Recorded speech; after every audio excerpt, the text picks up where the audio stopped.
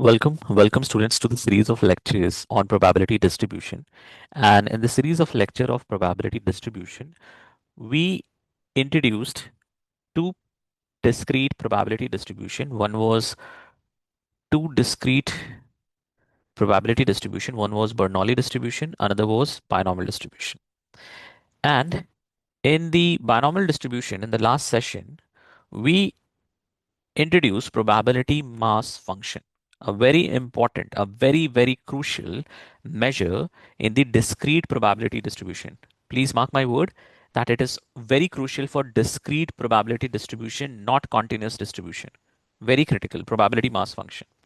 And we found that the probability mass function for binomial distribution is ncx p to the power x q to the power n minus x, where n is the number of trial, x is the number of successes you are interested in, p is the probability of success, q is the probability of failure, and n and x we have already discussed. In the last example, n was 5 because we were tossing the coin for 5 times. X was my interested head. I was interested in the number of head. So I was interested in 0 head, 1 head, 2 head, 3 head, 4 head, and 5 head. The probability of head was 0.6 and probability of failure, which was probability of tail, was 0.4. That was example, right?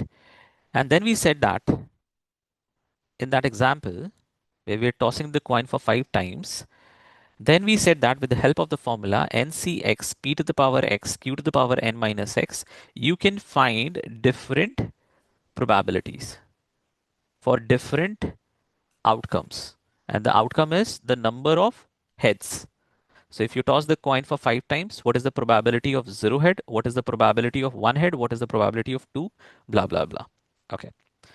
Then we said that if you want to just remember, if you want to just remember the formula for mean and formula for variance, then the formula for mean is n into p, where n is the number of trial and p is the probability of success. And the formula for variance is n into p into q. N is the number of trial, p is the probability of success, and q is the probability of failure. N into p into q. Perfect. Now, post this. If you just want to remember the formula, you just remember the formula and you can leave the session. But if you're interested in knowing how you got n into p, what is the intuition behind n into p, what is the derivation of n into p, what is the derivation of n into p into q, then this session is for you. If you're not interested in y n into p, that's fine. Perfect. So let's tweak the question. Earlier in the last session, we were interested in finding the number of heads that can occur if I toss the coin 5 times. So 0 head, 1 head, 2 head, 3 head, 4 head, and 5 head. Now I'm flipping the question, and the question is,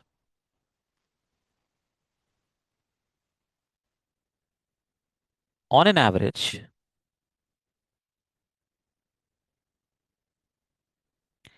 how many times head will occur if I toss the coin for 5 times? Given probability of head is 0.6 and each toss is IID, same as the previous session.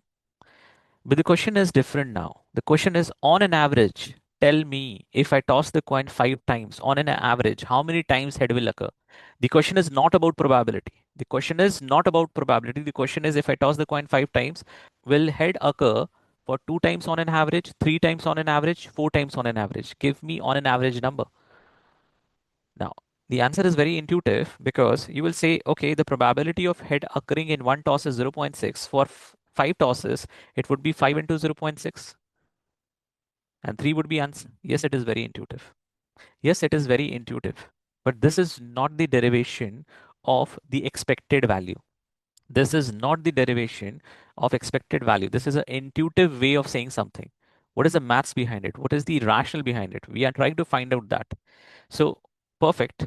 The expected value formula for binomial distribution is n into p. Perfect. But how we reach to n into p? What is the statistical steps that we have to take to reach to this formula of n into p.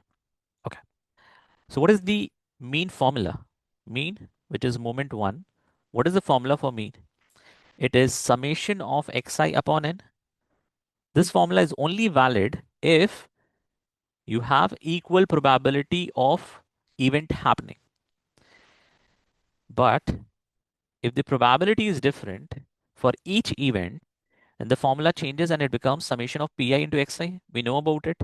So we have to do pi into xi and the summation of pi into xi. Okay. What we are doing, tossing the coin.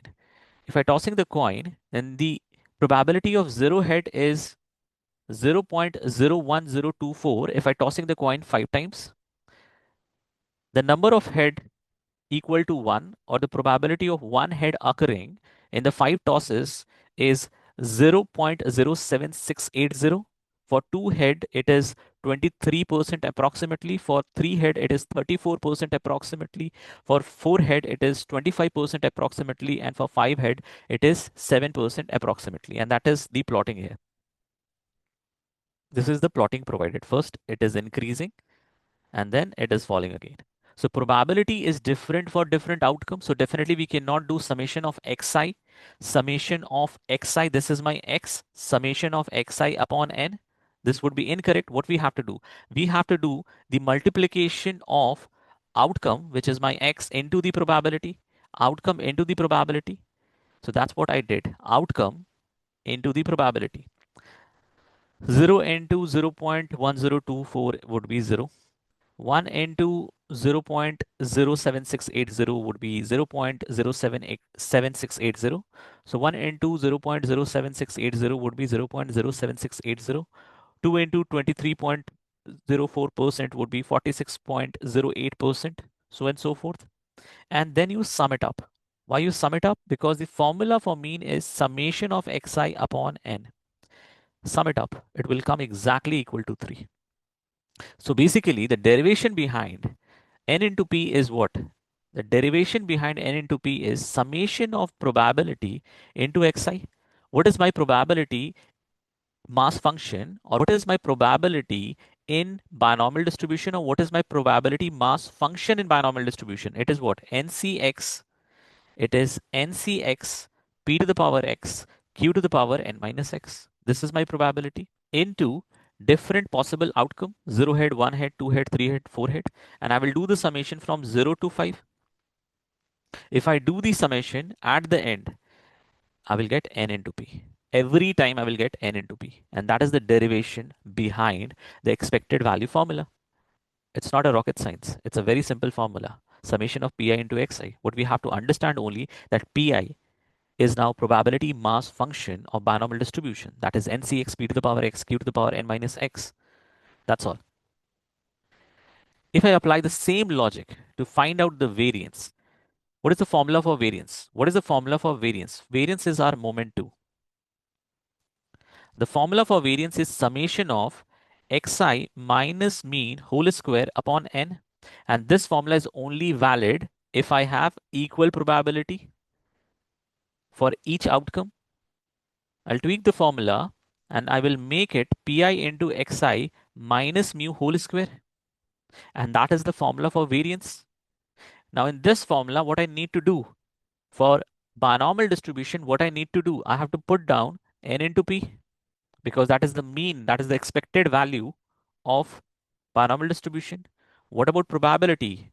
That is the probability mass function ncx p to the power x q to the power n minus x. If I put it down, then what I need to do in the example that we did,